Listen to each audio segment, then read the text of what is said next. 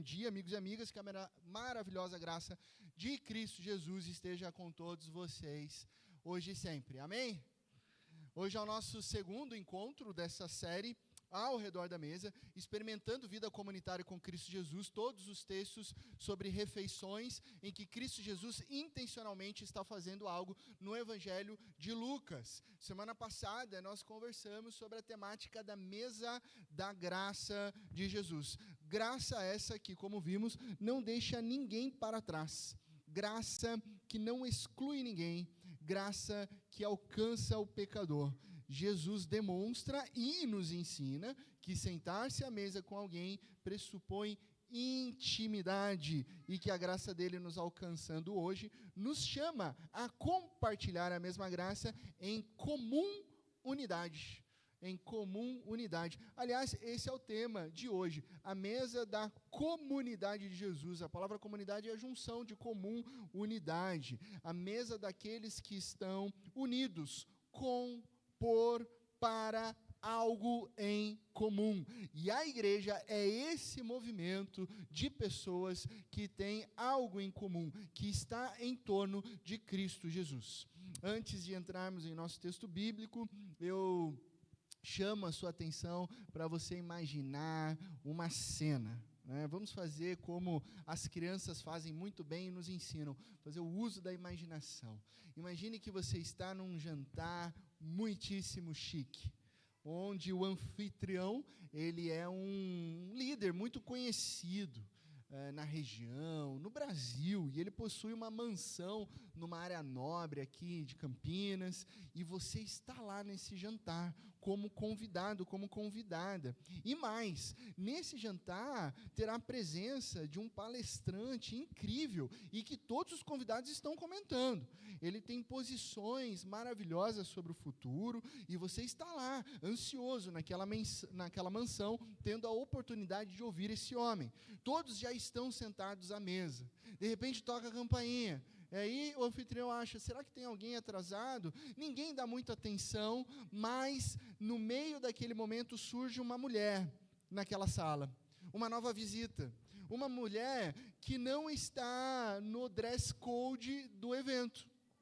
Ela está vestindo um cropped de amarrar, uma saia extremamente curta, um tipo de maquiagem extravagante, e ela vem caminhando e chamando a atenção de todos. O jeito dela destoa dos demais presentes. Essa mulher, aparentemente, parece o tipo de mulher que fica nas esquinas. Então, a moça segue a sua direção no meio daquela sala onde todos estão boquiabertos e vai direto ao palestrante convidado. Ela se joga aos seus braços. Quando todos estão sem ação, percebem que ela está em prantos. E toda a sua maquiagem agora está escorrendo pelo rosto. Ninguém sabe direito o que fazer naquela situação. É como se todos ali estivessem congelados, sem ação. Peraí, que situação é essa? Esse homem é muito respeitado, ele é muito honrado, e você está olhando ali, você sente um constrangimento, você sente um incômodo, você sente um embaraço. Então aquele homem toma uma atitude. Ele não empurra aquela mulher. Aquele famoso palestrante abraça aquela mulher e acolhe ela. Mas como? Como assim ele faz isso? Aparentemente ele sabe que tipo de mulher é aquela, é óbvio. Ele não pode dizer isso, mas ele sabe. Ela pode pensar que ele está dando em cima dela. Ou pior, talvez ele seja cliente dessa mulher. Todos naquele jantar, inclusive eu e você, estamos congelados com essa situação. Esse homem ele está com grandes problemas. E então o jantar chique acaba indo para o ralo. Que situação delicada, já imaginou? O que pensar diante de uma situação como essa? Como que você agiria olhando essa situação? E se isso realmente acontecesse com você? Bom, um jantar muito parecido como esse aconteceu há mais de 2000 anos atrás, e esse é o convite que eu quero fazer para você nessa manhã. Abra sua Bíblia em Lucas capítulo 7, a partir do verso 36. Lucas capítulo 7, a partir do verso 36.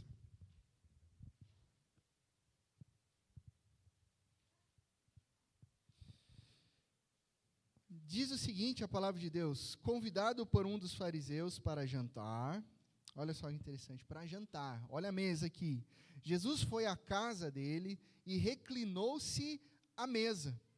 Ao saber que Jesus estava comendo na casa do fariseu, certa mulher daquela cidade, uma pecadora, trouxe um frasco de alabastro com perfume e se colocou atrás de Jesus a seus pés. Chorando, começou a molhar-lhe os pés com suas lágrimas. Depois, os enxugou com seus cabelos, beijou-os e os ungiu com o perfume. Ao ver isso, o fariseu que o havia convidado disse a si mesmo: se este homem fosse profeta, saberia quem nele está tocando e que tipo de mulher ela é, uma pecadora. Feche os seus olhos, vamos orar mais uma vez. Ó Deus, Pai de amor, graças nós te damos, ó Deus, por esse momento onde nós estamos diante da Tua palavra.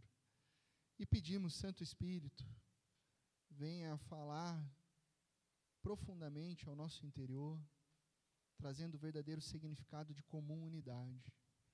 Quando nós olhamos para Cristo, quando nós olhamos para Cristo Jesus sentado à mesa, que possamos aprender e sermos formados através das palavras de graça e comunidade de Cristo Jesus. Essa é a nossa oração. Amém e amém. Realmente a mesa nos conecta a outras pessoas e muitas vezes nos conecta a um tipo de pessoa que nós não desejaríamos que estivesse no nosso roteiro de relacionamentos. Esse texto ele é incrível. Jesus ele estava numa casa e ele é surpreendido por uma mulher que o texto bíblico diz que é conhecida publicamente na cidade por ser pecadora. E aqui nós temos uma primeira tensão no texto. Para que nós possamos imaginar a situação com maior realidade, eu preciso te dizer e te revelar aqui algum contexto sobre a cultura e sobre a situação daquela época. As casas, especialmente as grandes casas dos ricos, elas possuíam áreas que podemos dizer que eram varandas semipúblicas. Então, havia um espaço dentro da propriedade privada que era semipública. Quando nós lemos a Bíblia, nós percebemos que parece que todo mundo vai entrando e saindo nas casas de outras pessoas, não é verdade? Só que isso acontecia porque haviam aposentos que abriam para essa varanda semipública. Era cultural que você passasse na casa do seu amigo, entrava pelo pátio por essa varanda e podia falar um oi para quem estava ali dentro. Um desconhecido poderia realizar negócios nessa varanda, porque essa varanda era semipública. E os pobres também adentravam nessa varanda semipública, aguardando ali uma sobra de um jantar ou pedindo esmolas. Agora fica um pouco mais fácil de entender por que aquela mulher teve esse acesso à casa em que Jesus estava dentro. Passando pela varanda, quando ela ouve, então, quando ela percebe que Jesus está lá, ela entra na sala de jantar daquela casa. A grande questão do texto bíblico é que aquela casa era de um fariseu. Era de um mestre religioso. E nós vimos semana passada que os fariseus, eles guardavam rigorosamente a pureza. Na verdade, eles foram além, né? Eles estabeleceram critérios e padrões legalistas sobre pessoas mais fragilizadas e excluídas para que elas ficassem fora da mesa e dos relacionamentos. Eles não queriam contato com pessoas das quais eles declaravam que eram impuras. Eles não tinham contato com esse tipo de mulher, e o nosso texto nos informa algo extremamente importante que tensiona o texto. No versículo 37 diz: certa mulher daquela cidade, uma pecadora. A expressão pecadora, nesse contexto específico, é muito mais profundo no sentido moral do que o espiritual. Porque ao você observar o texto escrito originalmente em grego, essa atribuição pecadora está linkada à palavra de ser pecadora da cidade, publicamente da cidade, numa tradução mais literal, conhecida na cidade por todos por ser pecadora. O que Lucas nos informa é que aquela mulher sem nome, provavelmente fosse uma prostituta da cidade. Por isso o clima fica tenso. E ela entra na casa de um fariseu. E aonde está Cristo Jesus? Para os fariseus, ela é como uma doença infecciosa, né? Mas para Jesus, ela é aceita à mesa. E até aqui tudo bem, porque nós amamos uma boa história de antes e depois, não é verdade? Aquelas histórias de eu era um drogado e hoje eu sou liberto, eu era um assassino e hoje Jesus mudou minha vida e por aí vai. Só que o texto já estava num clima tenso, ele fica mais intenso ainda, pois aquela mulher começa a tratar Cristo Jesus com uma intimidade absurda. Ela desamarra os seus cabelos para enxugar os seus pés. E isso é culturalmente, naquela época, um absurdo. Nenhuma mulher podia soltar, descobrir os seus cabelos em público. Isso era a causa imediata de divórcio. Para você entender o escândalo cultural, soltar os cabelos, descobrir os cabelos, era como se uma mulher, hoje, nos dias atuais, entrasse aqui, nesse lugar aqui de topless. Traria um constrangimento e um escândalo. Só que ela continua e beija os pés de Jesus. E derrama sobre os pés de Jesus um precioso perfume. O que está acontecendo aqui? As pessoas estão olhando. Era a única maneira que aquela mulher conhecia de como se relacionar com homens. Só que culturalmente, tudo estava de ponta cabeça. Ela está, abre aspas, no lugar errado. Num contexto do qual ela não pertencia. Ela está num momento inapropriado. Ela age de maneira inconveniente com Jesus, à luz do que os mestres e os convidados estão observando. E o que Jesus faz, então? Jesus vai lá e exorta aquela mulher, Jesus vai lá e diz para ela sair, Jesus vai lá e interrompe aquela mulher. Não, Jesus não interrompe as ações daquela mulher. Por quê? Porque Jesus reconhece os atos daquela mulher como atos sinceros. Alguém pode se levantar e dizer: ué, pastor, mas prostituição não era o trabalho dela? Provavelmente. Não podemos afirmar contundentemente o texto bíblico. Só que isso não importa para Jesus. Jesus não olha para ela como uma prostituta. Jesus não olha para ela como uma pecadora. Jesus não olha para ela como uma impura. Jesus olha para ela como uma mulher que necessita da graça, da comunidade, do amor e do acolhimento. Agora, estaria então a reputação de Cristo Jesus em perigo por estar ali com aquela mulher publicamente? Certamente, certamente. Só que Jesus, e eu amo isso, nós amamos isso de Jesus, Jesus não está nem aí com isso. Ele não está se preocupando com isso. Ou melhor, Jesus está feliz em ligar a sua identidade à dela. Assim como Jesus tem satisfação em se identificar comigo e com você para moldar e transformar as nossas vidas. Nós sabemos que Jesus é amigo de pecadores. Nós já sabemos que no Evangelho de Lucas, nos capítulos anteriores, ele toca pessoas impuras e não é ele que fica impuro, é ele que purifica as pessoas. E é a partir dessa conexão que ele tem com pecadores que ele se revela como Salvador gracioso. À mesa, num jantar, e num jantar, diga-se de passagem, muito chique. Amigos e amigas, essas narrativas de Jesus no Evangelho de Lucas, ao mesmo tempo que elas são doces, ao mesmo tempo que elas são graciosas, elas também tensionam e confrontam os nossos corações hoje. Não é verdade? Como que você vê a graça de Deus? Como você enxerga uma pessoa pecadora publicamente beijando os pés do Mestre? Como assim? Quem é você para estar aqui? Quem é você para chegar assim com o Mestre? Eu que sou um religioso, eu que estou aqui, eu que estou caminhando com Jesus. Como você receberia, meus irmãos e irmãs, uma prostituta aqui na IPEPAC, celebrando comigo e com você a presença de Cristo Jesus? Às vezes eu trago esse exemplo, as pessoas lidam com muita tranquilidade hoje. Então eu vou te tensionar ainda mais. Como você lidaria se entrasse aqui por essa porta um político corrupto, publicamente corrupto, você trataria ele com a graça ou com o acolhimento? E aqui eu não vou entrar nem dos méritos, você pode imaginar de ambos os espectros políticos. Pode ficar tranquilo que no Brasil tem corrupto, infelizmente, para todo lado. Se ele entrasse aqui, qual seria o seu sentimento em relação a ele sentar aqui, chorar, levantar as mãos e adorar a Deus? Você o acolheria ou você ficaria escandalizado e julgando? Ele está aqui só para ganhar votos. Como assim? Jesus é, como ele é em todas as áreas, é também socialmente ousado. A graça de Jesus é subversiva. A graça de Jesus é radical. Ela é perturbadora. E geralmente ela é perturbadora para os religiosos. Por quê? Porque Jesus alcança o pecador. Jesus alcança o marginalizado. O problema é que muitas vezes nós, os certinhos, não gostamos muito disso, não é verdade? Aqui na nossa comunidade de certinhos, nós não gostamos que a ordem seja perturbada.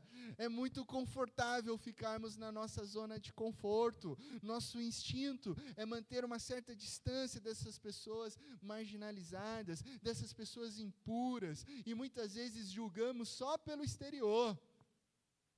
Nem conhecemos a pessoa, nem a personalidade, nem o coração, mas o jeito que ela veste, a cor do cabelo, a quantidade de piercings, eu não quero que ela se sente à mesa comigo. Mas Jesus veio comer e beber com todas essas pessoas. E mais, Jesus permite que esse tipo de pessoas excluídas da sociedade beijem os seus pés. Jesus recebe a comunidade de pecadores. Isso é maravilhoso, porque então Jesus é amigo de pecadores. Jesus, no Evangelho de Lucas, é amigo da ralé, é amigo dos traidores, é amigo, como dizia antigamente a dona Florinda, né, se você pegou a referência, amigo da gentalha, do Zé Povinho, dos indignos, dos bêbados, dos drogados, das prostitutas, dos doentes mentais, dos arruinados e de todos aqueles das quais a vida está bagunçada. Jesus deu a vida a todos eles. Esse é o escândalo da graça, porque a minha vida sem Jesus é bagunçada e Ele veio salvar os pecadores. Jesus deu a vida por mim e por você. Jesus dá a sua própria vida por pecadores. Esse é o escândalo da graça, que muitas vezes nós esquecemos depois que nós somos alcançados pela graça de Jesus. Só que a história não acaba ali. O texto continua nos versos 40 a 50. Então lhe disse Jesus: Simão, o fariseu, tenho algo a lhe dizer. Aí, lembrando que, se você observar, o versículo 40 na sua Bíblia, ele é o versículo imediatamente posterior ao fato de que o Simão, fariseu, disse a si mesmo, falou ao seu coração: se este homem fosse profeta, saberia quem ele está tocando, e que tipinho de mulher que é ela, pecadora. Ele disse a si mesmo, ele não teve coragem de verbalizar, ele está pensando. Só que o nosso Senhor Jesus Cristo conhece os pensamentos. Então Jesus lhe disse: Simão, tenho algo a lhe dizer. Você não disse, Simão, mas eu tenho algo para lhe ensinar. Dize, mestre. Versículo 41. 2 homens deviam a certo credor. Um lhe devia 500 denários e o outro 50. Nenhum dos dois tinha com que lhe pagar, por isso perdoou a dívida a ambos. Simão, qual deles o amará mais? Simão respondeu: suponho que aquele a quem foi perdoada a dívida maior. Você julgou bem, disse Jesus. Em seguida virou-se para a mulher e disse a Simão: vê esta mulher? Entrei em sua casa, mas você não me deu água para lavar os pés. Ela, porém, molhou os meus pés com suas lágrimas e os enxugou com seus cabelos. Você não me saudou com um beijo, mas esta mulher, desde que entrei aqui, não parou de beijar os meus pés. Você não ungiu a minha cabeça com óleo, mas ela derramou perfume nos meus pés. Portanto, eu lhe digo, os muitos pecados dela lhe foram perdoados, pois ela amou muito, mas aquele a quem pouco foi perdoado, pouco ama. Então Jesus disse a ela: seus pecados estão perdoados. Os outros convidados que estavam atentos àquela situação e à conversa começaram a cochichar. Quem é esse? Está vendo ele? Como é que ele pode perdoar pecados? Quem é esse que até fala isso? Como assim? Isso é coisa só que Deus faz. Como é que ele pode dizer que perdoa pecados? Jesus disse à mulher: sua fé a salvou. Vá em paz. Sua fé a salvou. Ela é uma salva. Ela é uma filha. Ela está na comunidade de Cristo Jesus. É interessante pensar que a mesa, a refeição, acontece na casa de um fariseu, Simão o fariseu, que não recebe de fato Jesus. Pois naquele tempo era muito natural, era um código de etiqueta, de honra, de recepção, as pessoas serem recebidas com água para lavar os seus pés, né? Vinha provavelmente um servo, um escravo, para lavar os pés, já que as estradas daquela época eram empoeiradas e você andava de sandálias, né? Então o seu pé ficava todo sujo, suado, empoeirado. Era natural que ao entrar para um jantar houvesse esse rito de lavagem. Mas quem recebe realmente Jesus é a mulher. É a mulher tida como pecadora. E isso é frisado no texto, né? Essa é a segunda tensão. Você não me deu água para lavar os pés. Você que é religioso, você que se diz santo e puro, ela, porém, molhou os meus pés com suas lágrimas e os enxugou com seus cabelos. Você não me saudou com um beijo, mas essa mulher, desde que eu entrei aqui, não parou de beijar os meus pés. Você não ungiu a minha cabeça com óleo, mas ela derramou perfume caríssimo sobre os meus pés. Simão é o anfitrião que não age realmente como um anfitrião, enquanto a mulher, que não é sequer convidada, que é excluída, que é julgada como impura, age como anfitriã e acolhe respeitosamente e recebe Jesus. Simão só queria entretenimento. Tem um mestre aí importante, ele está fazendo algumas coisas incríveis, ele está curando, ele tem uma boa oratória, eu vou trazer ele para minha casa e mostrar para os demais convidados como eu sou influente e como eu consegui trazer esse tal de Jesus aqui. Simão só queria entretenimento, só queria exibir Jesus para os seus amigos da elite. A pergunta que fica é: nós estamos recebendo de fato Jesus? Em nossas vidas, em nossos lares, aqui na comunidade, nós estamos recebendo Jesus ou nós estamos consumindo Jesus? Nós somos uma comunidade que compartilha ou somos uma comunidade que consome? Por que nós estamos aqui todos os domingos? Para viver o amor, para viver a graça, para compartilhar a vida, para se relacionar intencionalmente com as pessoas, para fazer novas amizades, inclusive com pessoas que são, às vezes, diferentes da gente em personalidades? Ou estamos aqui só para consumir? Só porque tem que bater cartão? Só porque a igreja é bem localizada, só porque a gente tem um espaço bonito, só porque tem uma boa música tocada aqui? Será que nós estamos vindo aqui só porque só tem gente bonita, linda e cheirosa aqui do seu lado? É só por isso? Só estamos consumindo?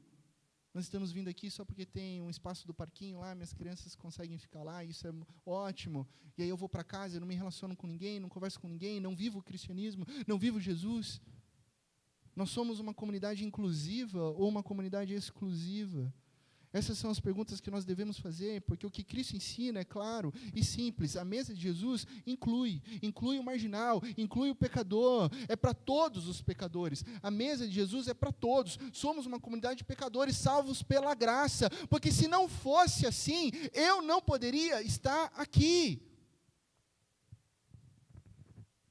E veja bem, o termo inclusiva é o termo bíblico que Cristo Jesus faz ao chamar todos a viver o padrão de vida dele. Não é esse novo termo que está na sociedade referindo apenas a alguma área ou endossando erros e posturas de pessoas. Não, nunca foi isso o Evangelho. O Evangelho sempre foi inclusivo e, ao mesmo tempo, exclusivo em afirmar que somente Cristo Jesus é o caminho verdadeiro e vivo para o Pai, e nós estamos nele, seguindo os mandamentos dele, sendo confrontados pela palavra dele, a viver o reino dele, o reino dos céus. Esse é o termo do qual ele nos chama a viver a inclusão. Às vezes, alguns cristãos se incomodam com a possibilidade de Cristo sentar-se à mesa com gente que usou drogas, com pessoas que se prostituíram. Como assim Jesus sentar-se à mesa com gente que tem tatuagem? Onde já se viu? Acho que Jesus não sentaria na mesa com alguém que tem cabelo verde. Gente, isso é síndrome de Simão fariseu. Isso não é o Evangelho. Isso é síndrome de Simão fariseu, que não entendeu nada do que Jesus ensinou, que acha em seu pensamento, em seu coração, que Jesus não é um verdadeiro profeta porque não percebeu quem era aquela mulher. Olha o absurdo que estava no coração daquele homem, pensando, conjecturando que Jesus talvez não fosse profeta porque não sabia quem era aquela mulher. Quando, na verdade, Jesus, sabendo quem era aquela mulher, se revela como verdadeiro profeta, o Filho do Deus vivo, para alcançar o coração daquela mulher. Muitas vezes nós fazemos como o Simão, na sua síndrome de fariseu. Em nossos corações começamos a julgar. Jesus jamais sentaria com aquela pessoa. Jesus jamais conversaria com aquela pessoa. Aquela pessoa não pode ser cristã. Aquela pessoa não pode isso, não pode aquilo, não pode... Mas quem te nomeou como porteiro do céu? Quem te nomeou com o dom e a vocação de sondar corações? Porque não está batendo, se você não consegue sondar o seu próprio coração e se colocar de humildade, lembrando que foi Cristo Jesus que te salvou pela graça. Ele afirma e sabe quem é aquela mulher, que reconheceu aquela mulher, reconheceu os seus muitos pecados, por isso que ela está ali em prantos, e ela está perdoada sim, ela está incluída sim, da mesma forma que Jesus sondou o coração de Simão, e viu ele julgando uma outra pessoa. Jesus sondou o coração daquela mulher, e viu aquela mulher arrependida, derramando não somente o perfume, mas derramando inteiramente o seu coração aos pés do Mestre.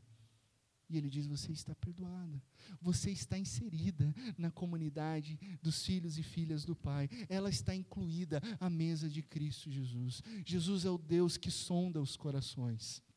Sondou do fariseu, sondou daquela mulher, e enquanto ele denuncia o que vê no coração de Simão, ele derrama a graça abundante ao ver a sinceridade no coração daquela mulher. Isso nos confronta. Amigos e amigas, nós não podemos falar em comunidade, em comum unidade. Nós não temos o direito de falar em mesa de Cristo Jesus se ainda nós desprezamos as pessoas. Se nós excluímos as pessoas pela classe social. Se nós deixamos de lado por causa do passado.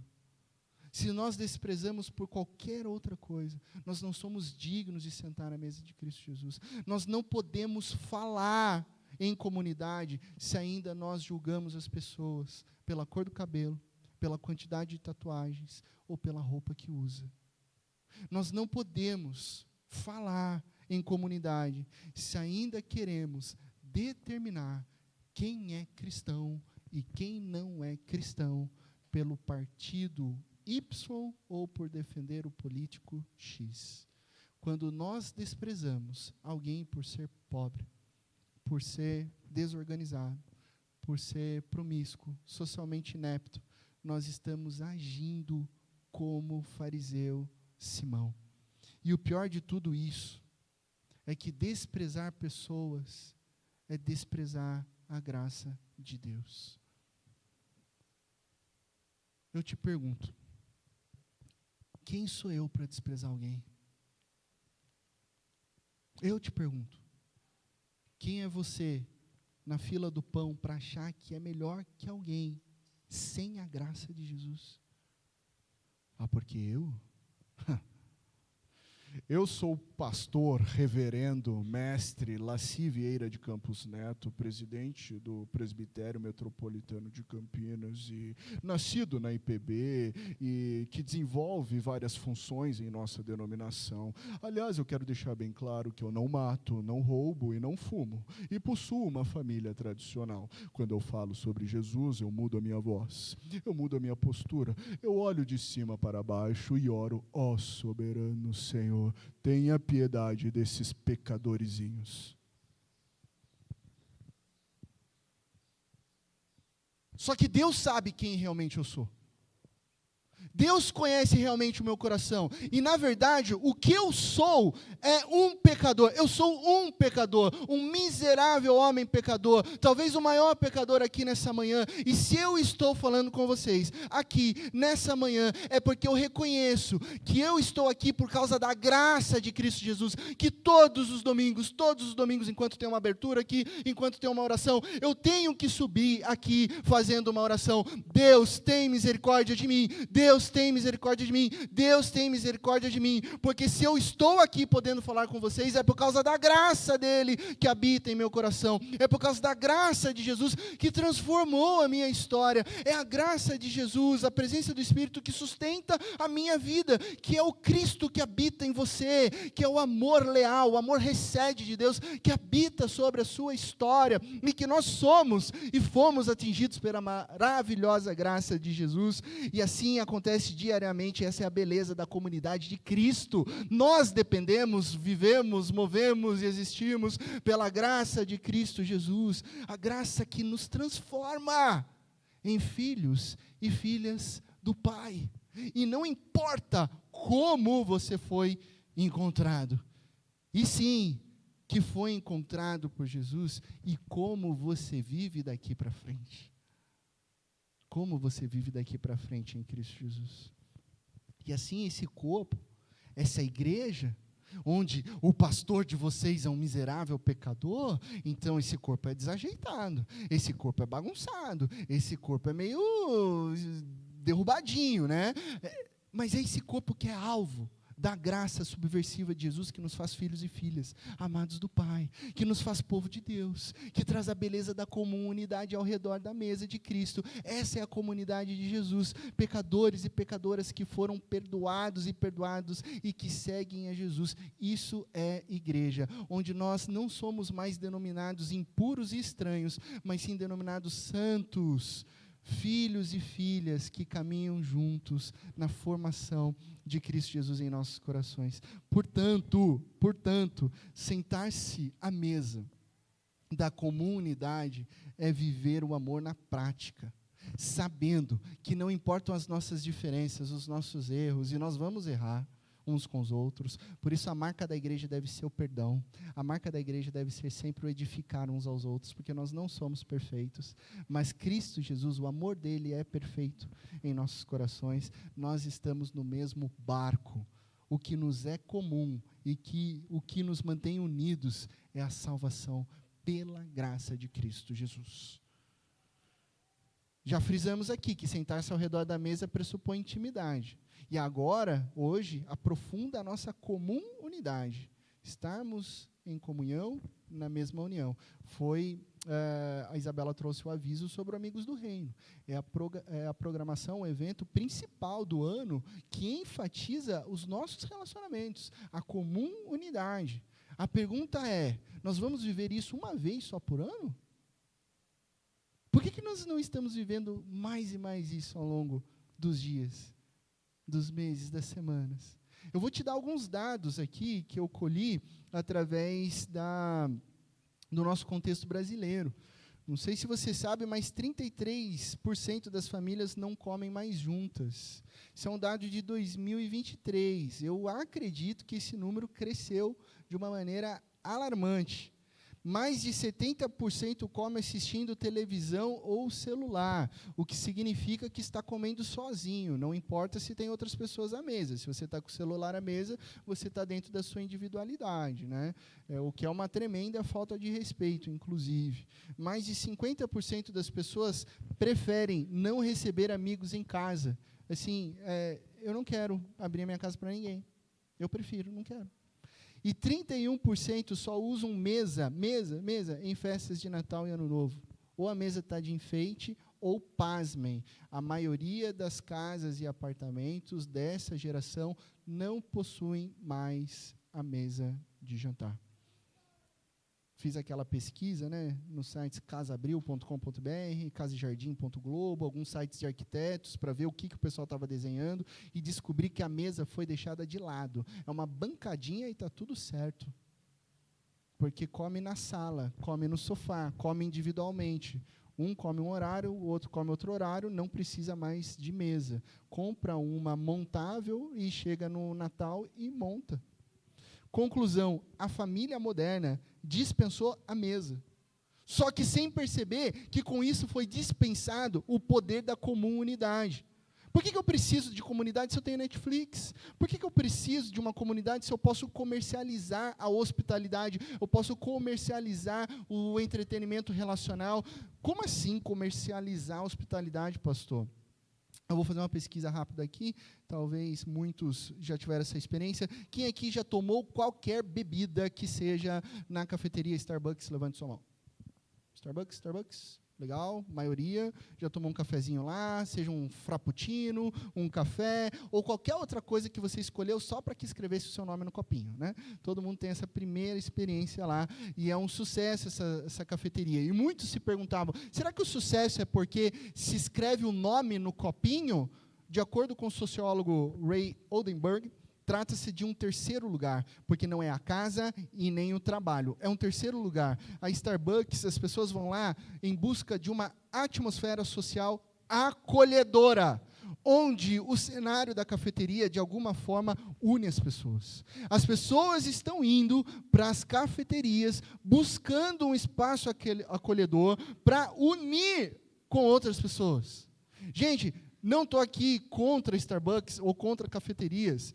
Eu só estou dizendo que elas estão vendendo hospitalidade, comercializando hospitalidade. E o problema é que nós estamos comprando. Só que nós estamos comprando porque a gente parou de criar intimidade dentro dos nossos lares. Nós paramos de nos unir às outras pessoas em nossas salas de jantar, em nossos lares, em nossas casas. E aí a gente comercializa. A hospitalidade, meus irmãos, é acolhedora, ela abre espaço para a gente escutar com atenção as outras pessoas.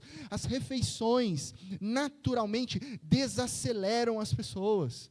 Eu tenho que tomar cuidado, porque as pessoas me chamam para comer com alguém, para estar com uma família, e eu tenho que olhar no relógio, porque a gente desacelera, e de repente eu estou lá 2, 3 horas na casa da pessoa, e aí o provérbio de Salomão fala assim, não fique muito na casa da pessoa para não ser convidado de novo, né?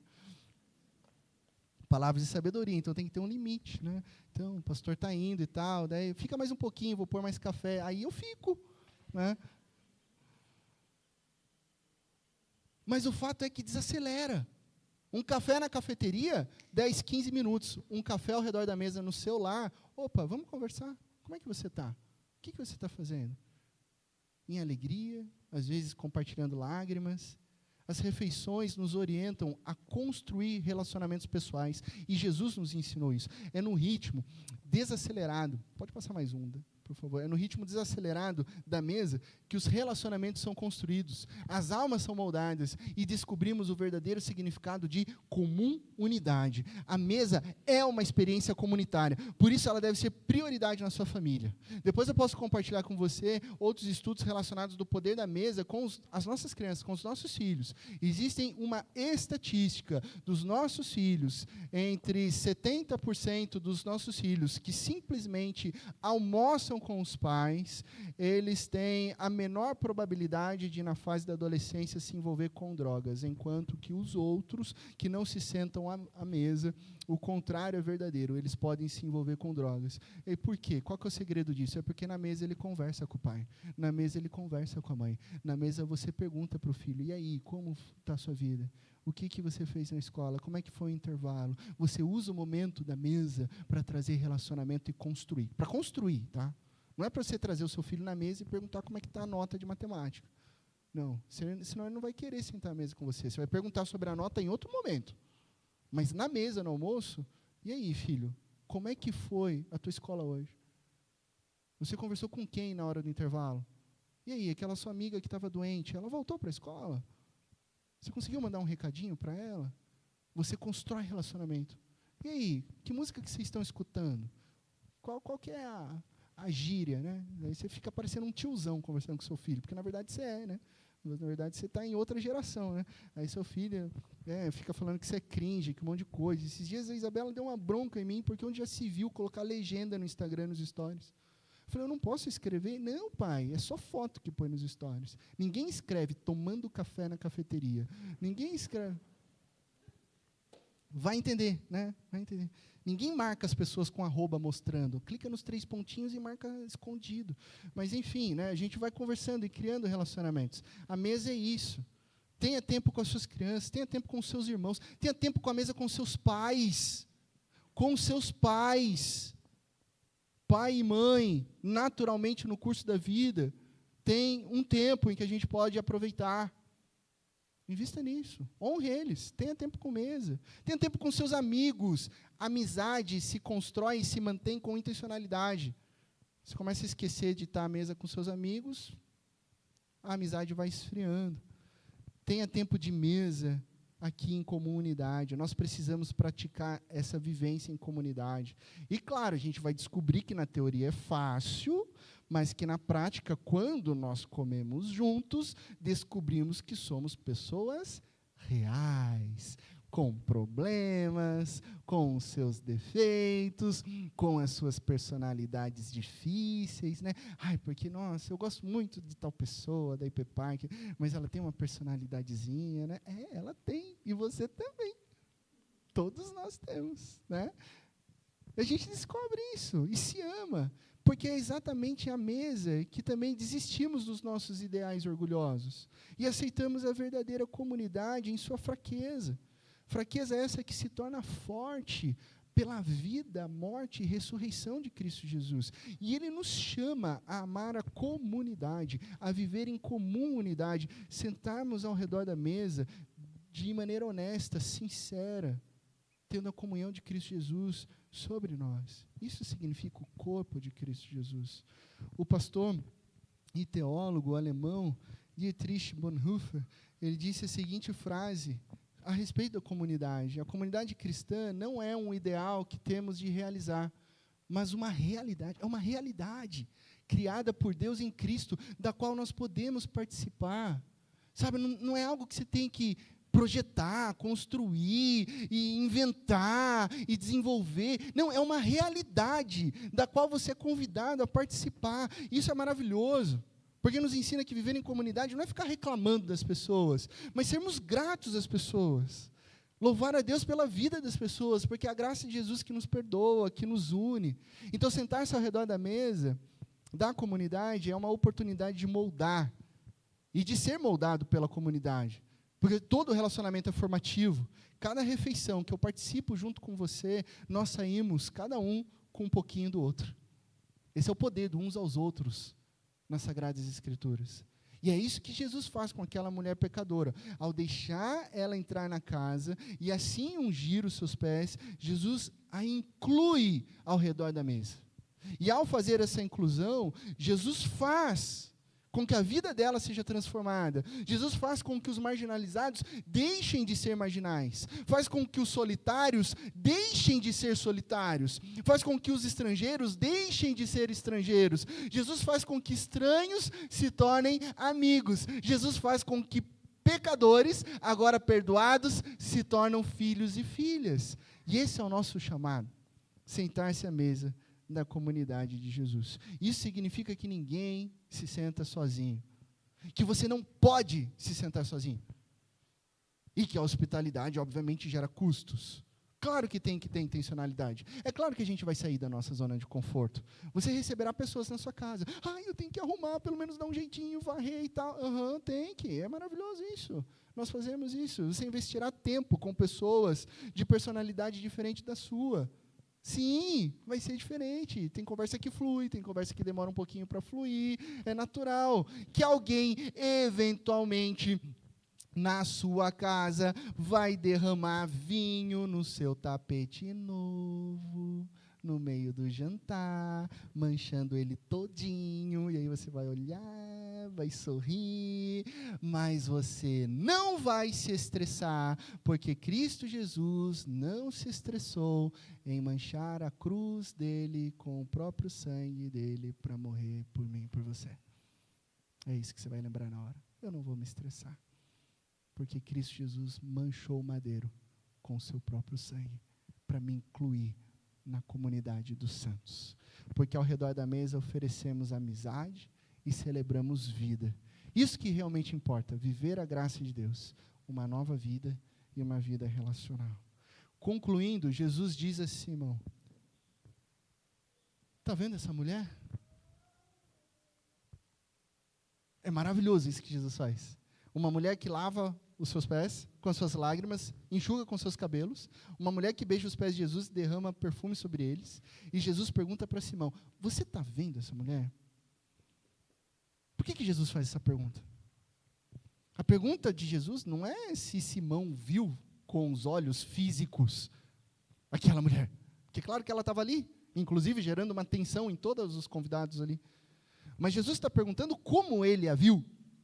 Ele a tinha visto como um objeto, uma pecadora, uma impura, uma pessoa inadequada, que tinha que ir embora dali o quanto antes. Mas Jesus viu como uma pessoa, como uma mulher, como uma filha perdoada por Deus. Uma mulher que chora de gratidão e alívio. Uma pessoa que ama Jesus mais do que ela pode. Uma filha de Deus que é salva pela sua fé e que está livre agora para ir em paz, segundo as palavras de Cristo Jesus, para sentar-se à mesa da comunidade de Cristo. É exatamente desse jeito que Jesus olha para mim e olha para você.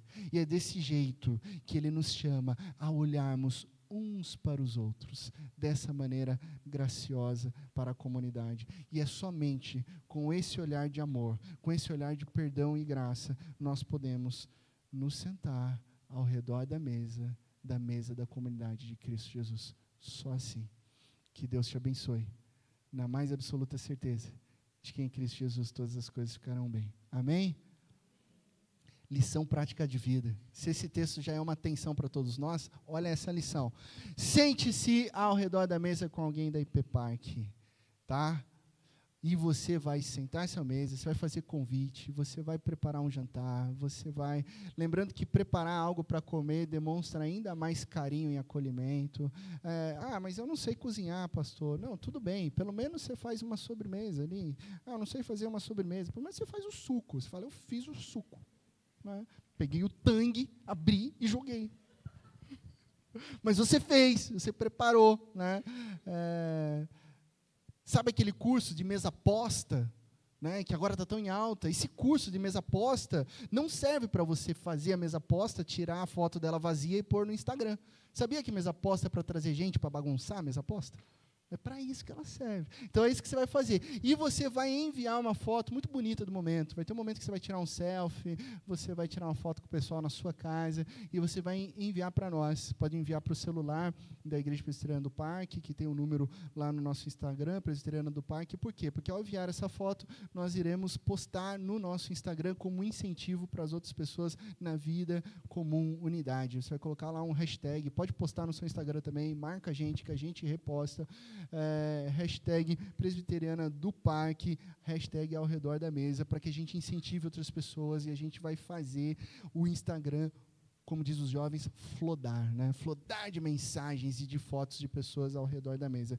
Vale café da tarde, vale piquenique nesse parque maravilhoso, vale jantar entre amigos, vale pastel na feira, enfim, o princípio é ninguém se senta sozinho. Convide alguém da IP Park para ter um tempo de mesa com você. E agora nós vamos celebrar a mesa da comunidade de Cristo Jesus. Enquanto eu chamo os presbíteros para que venham aqui à frente, eu quero afirmar que essa é a igreja de Cristo Jesus.